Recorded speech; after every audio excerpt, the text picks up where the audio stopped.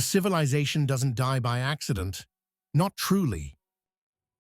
History whispers this immutable truth from the dust of forgotten empires. It rarely crumbles in a single cataclysmic blow. It dies from disease, from a sickness that starts unseen, deep within the heart of a society, and relentlessly spreads.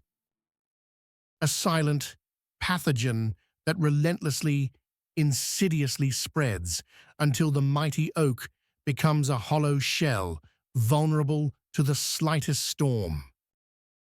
Sodom and Gomorrah, names seared into the collective human consciousness. Two of the most famous cities in all history. Infamous, rather, because of how they ended. Not with a whimper, but with an inferno. For over 4,000 years, their story has been a stark, terrifying metaphor for divine punishment. A cautionary tale screamed across millennia. But what if we've been reading it wrong? What if this isn't about wrath, but about diagnosis? What if it's the most ancient, most chilling autopsy report ever written? Today, we perform that autopsy, a checkup on a dead society and our own. Our patient, Sodom, was once healthy, prosperous beyond measure. The Jordan Plain was the Silicon Valley of the ancient world. A land flowing with milk and honey, a Garden of Eden reclaimed by human ingenuity. Its location, near the rich mineral deposits of the Dead Sea and crucial trade routes linking Mesopotamia, Egypt, and Arabia, made it an economic powerhouse. Sodom wasn't some backwater village, it was a metropolis, a center of commerce, culture, and influence. Think Babylon or Ur, but perhaps even more strategically positioned for wealth accumulation. But prosperity has a dark side. It can mask a growing sickness.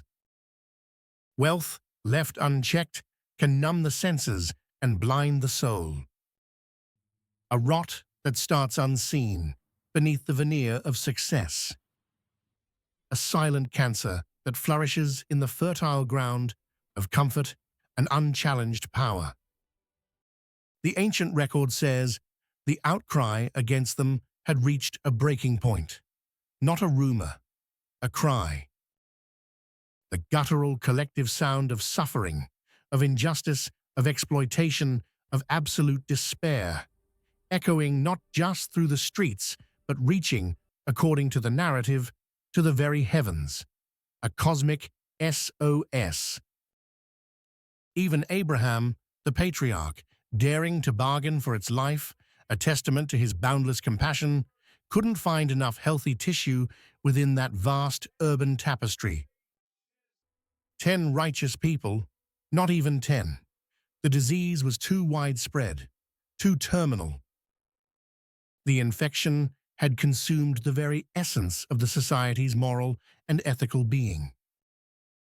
The fire and brimstone, that was the fever that finally killed the patient, burning away the corruption that had become its very foundation.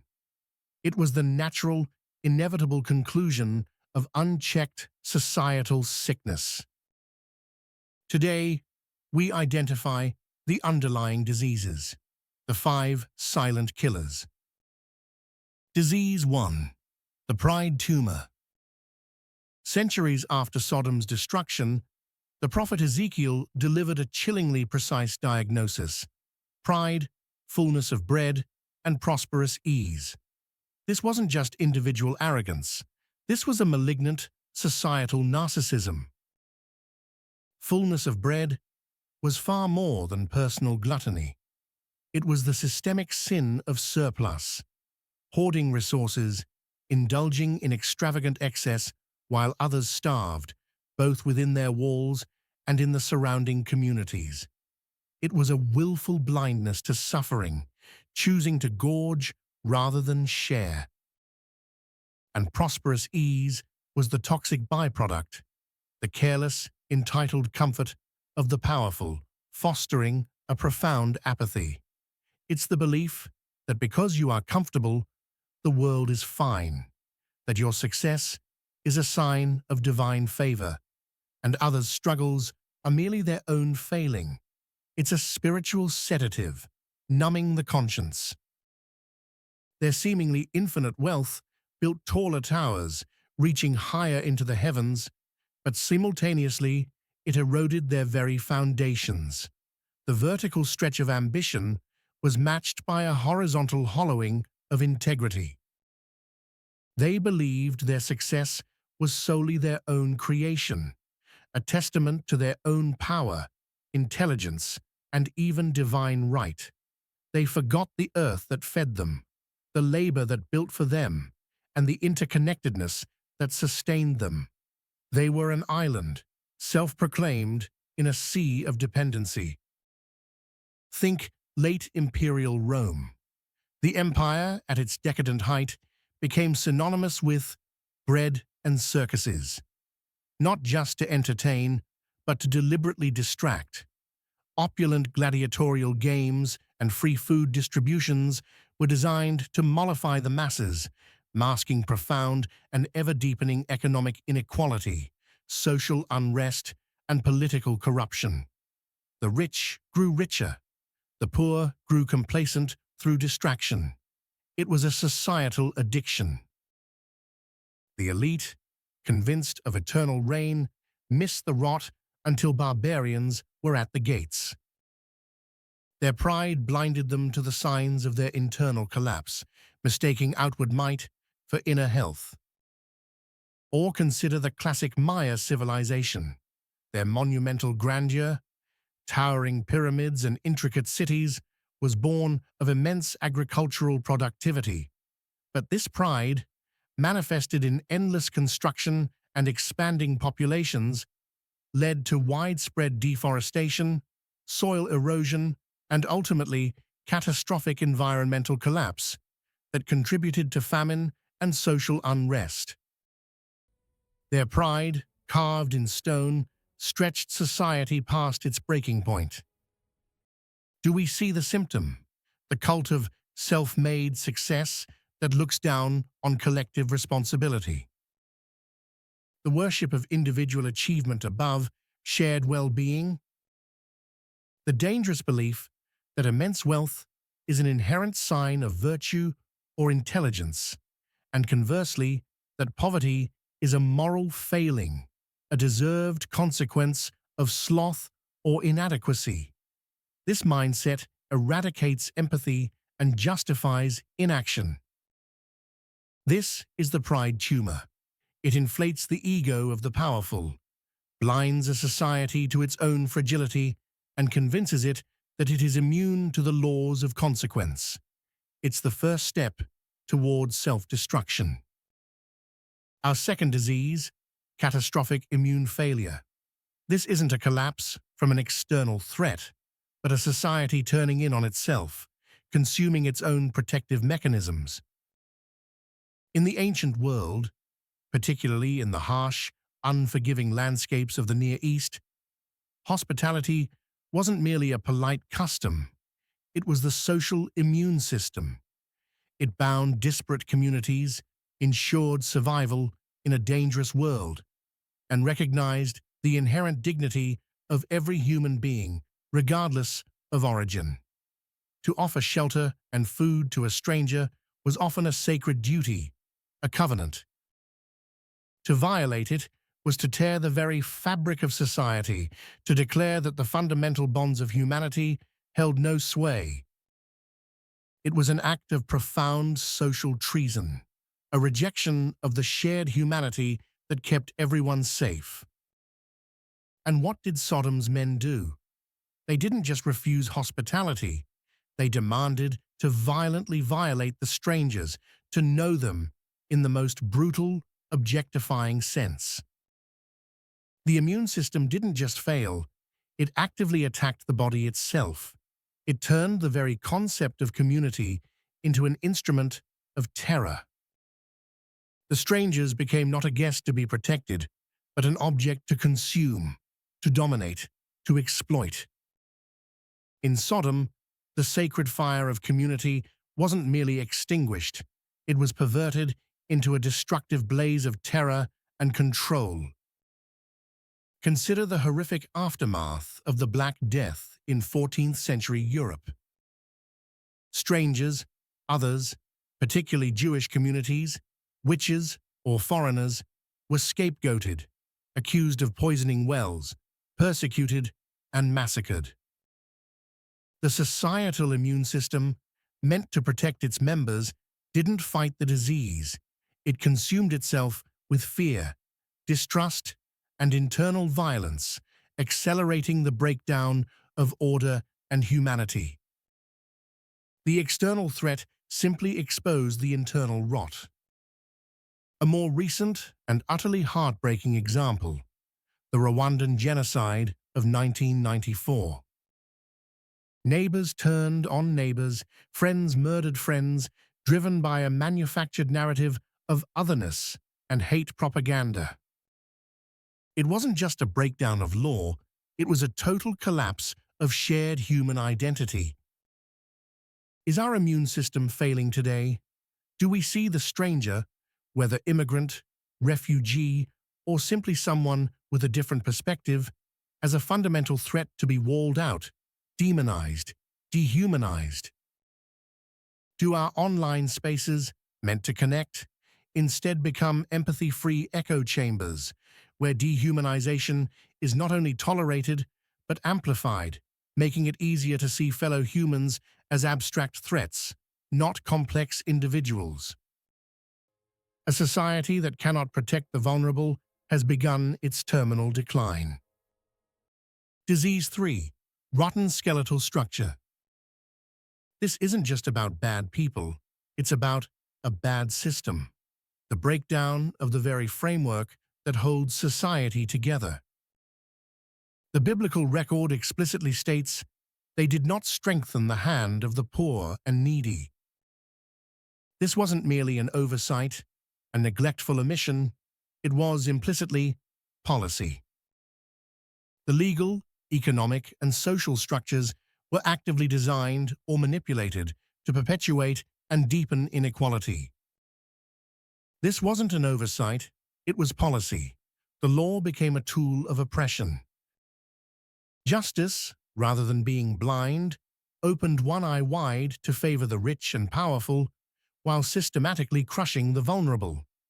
It was a deliberate choice to entrench disparity. This is the true source of the outcry. Not just individual acts of cruelty, but the accumulated generational anguish of the exploited, the systemically dispossessed. It is the sound of a foundation cracking under unbearable, morally indefensible pressure. Think of the profound injustice woven into the very fabric of ancient Egypt, the plight of the Israelites. Their cry for freedom, documented in the foundational narratives of 3 major religions, was not simply a request. It was a cosmic demand for justice against a system that saw them as property, not people. The skeletal structure of their empire was built on human bones. Or consider the infamous prelude to the French Revolution. A lavish monarchy, embodied by figures like Marie Antoinette, existing in a bubble of unimaginable privilege while the masses starved. Her alleged, chillingly detached response, "Let them eat cake," became the epitaph for an entire era of systemic injustice. When that skeletal structure of injustice snapped, it reshaped the world. The violence was a direct, visceral response to centuries of systemic exploitation. Do we hear an outcry today? Do our systems protect the powerful while the vulnerable are told to pull themselves up by broken bootstraps? When the bones are rotten, the body cannot stand. Collapse is a matter of when. The skeletal structure of justice is the very foundation of societal stability. Disease 4. Perversion of human connection. The sin was not intimacy, it was power. violent sexual domination as a tool of dehumanization. Bring them out, that we may know them. This was about knowing through brutal subjugation. The logic of the slaver, the trafficker: you are not a person, you are a thing for our use. Lot's terrible, desperate bargain, offering his own daughters to the mob, reveals the horrifying depth of the sickness. This logic echoes in the darkest chapters: chattel slavery, systemic exploitation. Does a logic of consumption and objectification infect our culture today? Do we see human dignity traded for clicks, for profit, for transient pleasure, for momentary power? When human beings are reduced to data points for advertisers, bodies for entertainment, or targets for online abuse, we are participating in this same perversion of connection. We forget the sacredness of the individual soul. A culture that forgets the sacredness of the individual soul cultivates its own poison. Our final, most insidious disease, the coma of indifference, this is the condition that enables all the others to flourish unchecked. Where were Sodom's good people, the ones who weren't actively participating in the corruption? The record implies they were silent, complicit, trapped in the toxic inertia of "it's not my business." Even those escaping couldn't fully let go. Lot's wife looked back. A profound metaphor for the magnetic pull of familiarity, even for a doomed way of life. The sickness was in the very air they breathed, and she was, perhaps, addicted to its comfort, too fearful of the disruption of true change. The coma of indifference is a gradual, insidious suffocation of the collective conscience. It's a comfortable numbness, a fear of disruption, a prioritization of personal peace over collective justice. The Holocaust wasn't just perpetrated by monsters. It was enabled by millions who remained silent. The good Germans who stood by. Their indifference was the oxygen for the inferno. Consider the long, agonizing decline of Byzantium. A gradual, debilitating erosion of civic duty, a focus on internal theological squabbles and political intrigue, while existential external threats, from Crusaders to Ottomans, loomed ever larger. The comfortable intellectual bubble masked a profound, collective indifference to their own fate. Does a numbness set in for us? Do we scroll past headlines of collapse and think, someone should fix that? Indifference is not a passive state.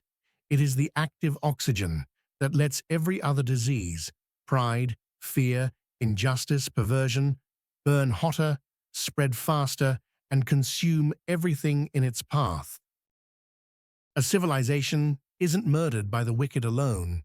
It is euthanized by the silent consent of the comfortable. The diagnosis is complete. The question is, do we recognize these symptoms in our own body politic? This is not doom. It is a prescription. For every disease, an antidote. Humility over pride. Recognizing our interconnectedness, acknowledging our dependence, curbing our excesses. Radical hospitality over fear. Embracing the stranger, protecting the vulnerable, rebuilding empathy as our social immune system. Justice for all over corruption. Reforming our systems, ensuring equity, strengthening the hand of the poor and needy. Sacred respect over objectification. Affirming the inherent dignity of every individual. Valuing connection over consumption. Courageous engagement over indifference. Breaking the silence, speaking truth to power, actively participating in the health of our communities. These are the antibodies of a healthy society. Sodom's story is written in ash and salt, a permanent warning in the ledger of human history. Ours is still being written. The choice is ours, a case study in collapse or a blueprint for renewal. The ancient autopsy has given us the data. What will we do with the diagnosis? If this made you think, share this video. This conversation is the first step toward health. Stay vigilant, stay compassionate. The health of our civilization depends on it.